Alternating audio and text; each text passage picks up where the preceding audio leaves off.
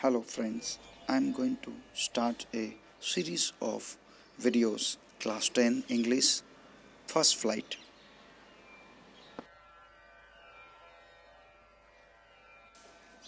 Chapter first, a letter to God. Objectives of the chapter: to make the students understand the importance of faith, to make them believe that faith can move mountains, to develop such a faith in the students, to develop confidence in them, to encourage them to develop faith in them. A Letter to God. Introduction. The story. A Letter to God by H.G. Fuentes revolves around the idea of having unquestionable belief in something. The story is set in a Latin American country. Lenko, the farmer, who is the protagonist of this story, writes a letter to God seeking help from the Almighty after discovering his entire crop yield destroyed by devastating hailstorm. Although his wishes get fulfilled partially, if not completely, he is ungrateful in the end and questions the honesty and modesty of the postmasters, who actually helped him with money anonymously in the name of God. Let's see some words and their meaning. Predict, say in advance. Intimately, closely. Drape, cover or decorate something. Hailstorm, small balls of ice falling as rain. Plague, of something large number of affairs that invade an area. Let's start with key points. Lenko was a farmer and had the field of ripe corn. He needed a downpour to make his harvest good, but the rain turned into hailstorms which destroyed his whole crop of corn. He had nothing to eat, so he decided to seek help from God. He wrote a letter to God demanding 100 pesos. The post office employees made fun of him, but the postmaster decided to help him. He collected 70 pesos from his own effort. But Lenko was angry to receive 70 pesos in place of 100 pesos. He wrote another letter to God demanding rest of the money. He also requested to send the money through another means because what he believed that post office employees were a bunch of crooks. Let's see the summary of the chapter. A Letter to God is a story of extreme faith in God. The writer had tried to depict the faith of a poor and simple farmer in God. Lenko was an honest and hard-working farmer. Once there was a hailstorm. It destroyed his crop completely. Lenko had great faith to God. He asked God to send him money. The postmaster saw the letter. He decided to help Lenko. He collected some money. He put it inside the envelope. Lenko came to the post office to check his mail. The post office people gave him the envelope. Lenko opened the envelope. He took out the money and counted it. He found that it was less than he had asked for. He wrote another letter to God. He asked God to send him rest of the money, but he wanted God not to send the money through the mail. He considered them a bunch of crooks who had stolen 30 pesos from the 100 pesos sent by God. Let's start the chapter reading and explanation. This chapter has three parts. First part is having the character Lenko's happy life and he got all of a sudden a problem. And in the second part we see how he solved his problem and how he didn't lose heart and he got the solution of the problem and he start thinking to write a letter. And in the third part he get help from the God. The house, the only one in the entire valley, sat on the crest of a low hill. From this height, one could see the river and the field of ripe corn dotted with the flowers that always promised a good harvest. The only thing the earth needed was a downpour, means rain, or at least a shower. Throughout the morning, Lenko, who knew his field intimately means closely, had done nothing else but see the sky towards the northeast. Now we were really going to get some water, woman, Lenko said. The woman who was preparing supper replied, Yes, God willing. The older boys were working in the field, while the smaller ones were playing near the house until the woman called to them all, Come for dinner. It was during the mealtime that, just as Lenko had predicted, big drops of rain began to fall. In the northeast, huge mountains of clouds could be seen approaching. Approaching means coming. The air was fresh and sweet. The man went out for no other reason than to have the pleasure of feeling the rain on his body.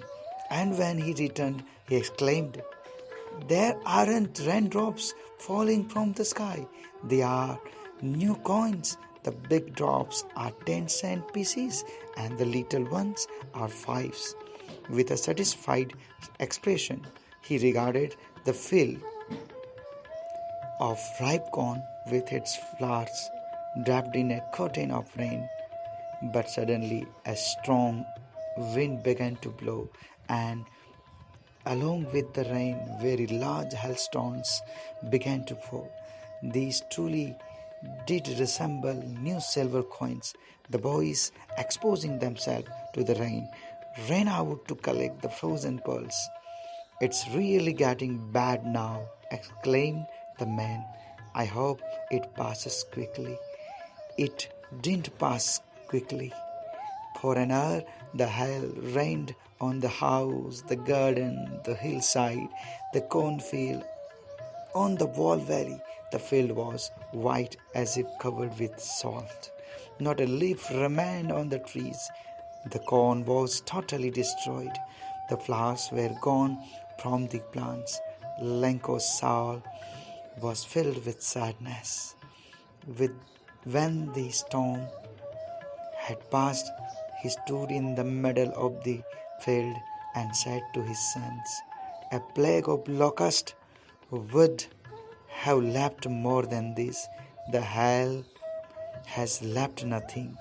This year we will have no corns. And he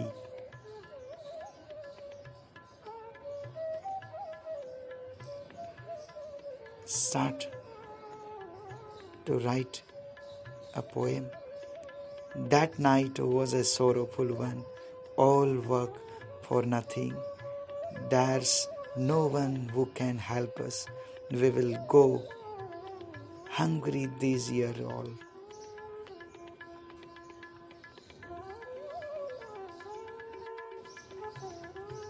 Now the second part starts. But in the hearts of all who lived in that solitary house in the middle of the valley, there was a single hope, help from God. Don't be so upset, even though this seems like a total loss. Remember, no one dies of hunger. He tried to console his family member. That's, that's what they say. No one dies of hunger. All through the night, Lenko thought only of his one hope, the help from God, whose eyes, as he had been instructed, see everything, even what is deep in one's conscience. Lenko was an ox of a man, working like an animal in the fields, but still he knew how to write.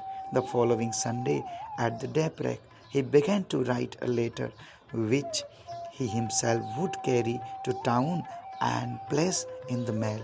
It was nothing less than a letter to God. And he started writing a letter to God in his mind actually.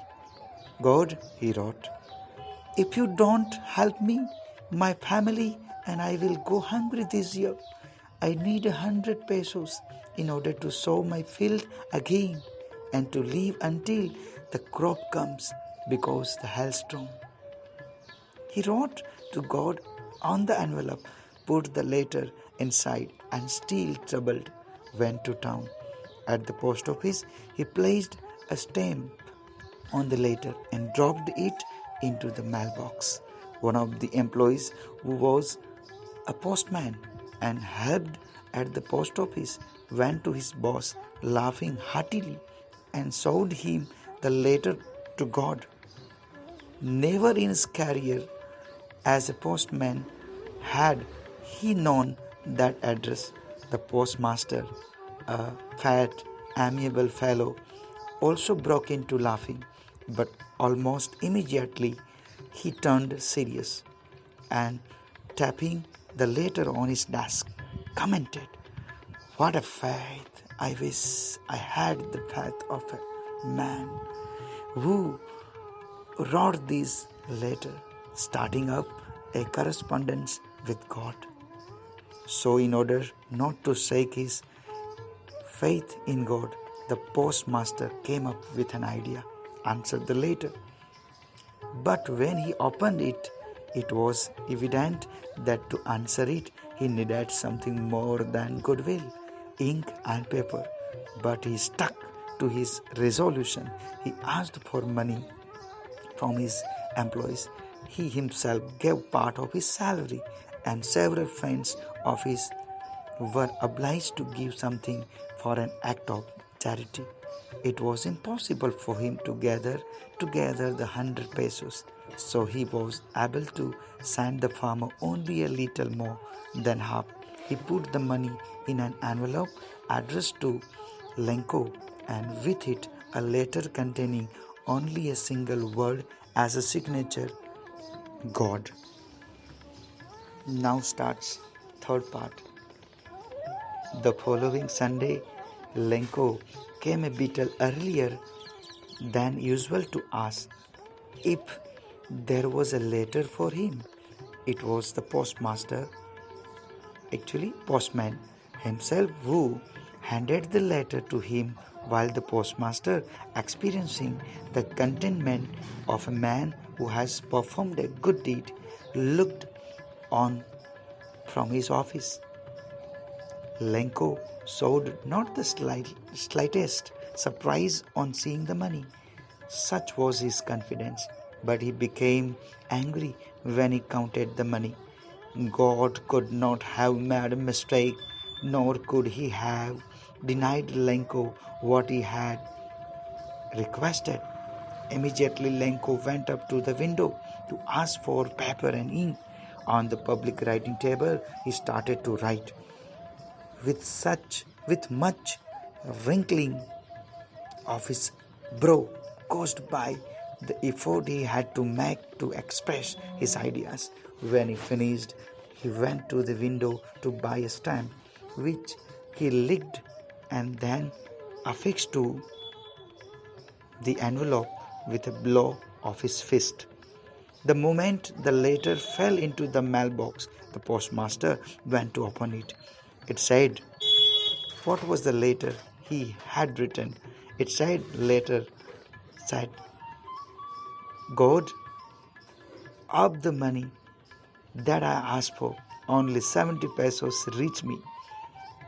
Send me the rest since I need it very much. But don't send it to me through the mail because the post office employees are a bunch of crooks. Written by Lenko. This letter postmaster read at last. Thank you.